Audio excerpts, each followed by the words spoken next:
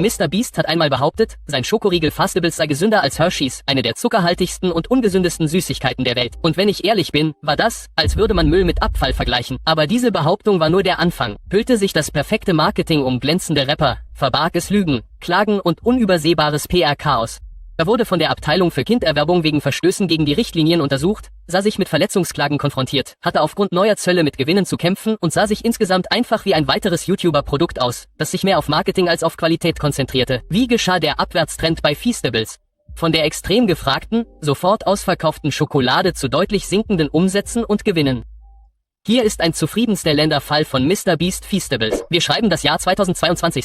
Mr. Beast, der Mann, der YouTube quasi zu einer olympischen Sportart gemacht hat, bringt Feastables auf den Markt, eine Schokoladenmarke, die gesünder machen soll und einfache Zutaten sowie sagenhafte Preise verspricht. Die Verkaufsmasche war genial. Saubere Schokolade aus nur 5 Zutaten, Kakao, Rohrzucker, Sonnenblumenkernmehl und einer Prise YouTuber-Magie. Mr. Beast positionierte Feastables als Anti-Junkfood. Einfach snacken ohne schlechtes Gewissen daheim arbeitend. Der Launch war ein voller Erfolg. Er veröffentlichte ein Video mit dem Titel „Ich habe Willy Wongos Schokoladenfabrik gebaut" und verkündete, dass jede Tafel einen Code für die Verlosung von Tesla-Autos, Ceeto Jetskis und sogar einer echten Schokoladenfabrik enthielt. Ich habe Feastables gerade in Australien eingeführt, wie man am Sydney Opera House erkennen kann. Um das zu feiern, verlosen wir diesen Lamborghini und 9 weitere Autos an zufällige Käufer von Feastables. Das sind ganz schön viele Autos. Oder, ich bin nur hier, weil ich Australier bin. Kein Witz.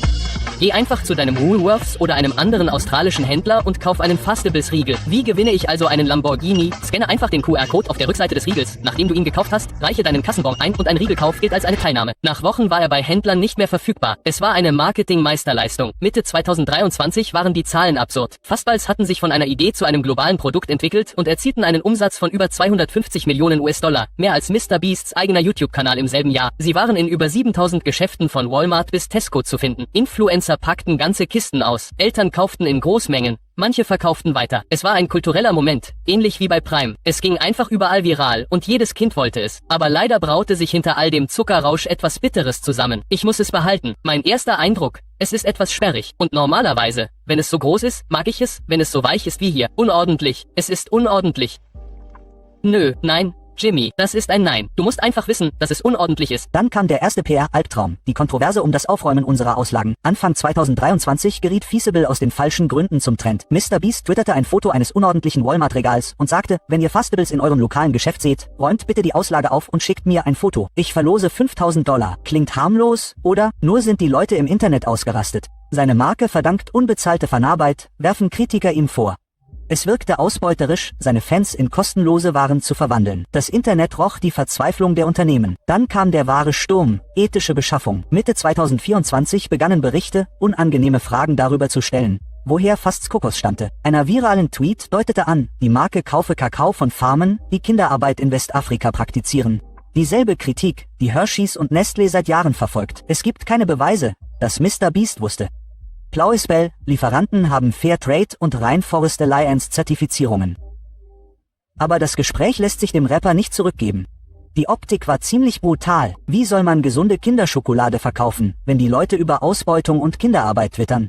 In einer anderen Kontroverse wurde Mr. Beast dafür kritisiert, dass er ein Video mit der Marke Feastables in antiken Maya-Ruinen in Mexiko gedreht hatte. Dort warfen lokale Beamte dem Produkt vor, gegen Drehgenehmigungen verstoßen zu haben. Um es kurz zu machen, Feastables verlor sein ursprüngliches Image als Gutmensch. Ende 2024 zeigte die Hype-Kurve bereits wieder nach unten. Feastables brach nicht zusammen, aber der Markt flachte deutlich ab. Das Gewinnspiel blieb aus, die YouTube-Kanäle wurden weniger und die Leute begannen, etwas Schmerzhaftes zu realisieren. Die Riegel von Feastables waren nur okay. Sie waren nicht schlecht, aber auch nicht revolutionär. Geschmackskritiken: trocken, kreidig, preislich mittel. Mit $3 pro Riegel ist das ganz schön teuer. Unterdessen wurde der Wettbewerb immer härter. Andere kreative Marken überschwemmten die Regale. Prime Hydration, sogar Jake Pauls Sportmarke Lunchly. Ihr versteht, was ich meine. Feastables entwickelte sich vom kreativen Snack zu einem weiteren Namen im Influencer-Regal. Das Unternehmen verdiente immer noch Geld, aber die Gewinne wurden geringer. Die Kosten für die Zutaten stiegen aufgrund der US-Einfuhrzölle auf Kakao und Mr. Beast beschwerte sich öffentlich, dass die Herstellung der Riegel in Übersee jetzt billiger sei als in Amerika. Das ist nie ein gutes Bild für eine Marke, die für das Volk gemacht ist. Hinter den Kulissen hatte Feastables auch mit seinen ersten echten Wachstumsschwierigkeiten zu kämpfen. Es gab Klagen wegen Werbeaussagen. Die Children's Advertising Review Unit rügte das Unternehmen wegen irreführender irreführender Werbung in einer seiner Geschmackstestkampagnen und erklärte, die Marke habe die Reaktionen der Verbraucher übertrieben. Es wirkt unwichtig, aber wenn Vertrauen ihr Marketing prägt, zählte jeder Riss. Und die Lage wurde noch schlimmer, als sie mit einer weiteren Klage konfrontiert wurden. Sie wurden wegen eines ihrer Schokoriegel namens They Nuts verklagt. Irgendwann im Jahr 2023 brachte Feastables eine Erdnussbuttersorte mit diesem Namen auf den Markt. Klärer Scherz, denn wer ist schon Mr. Beast? Diese Nüsse. Gotti.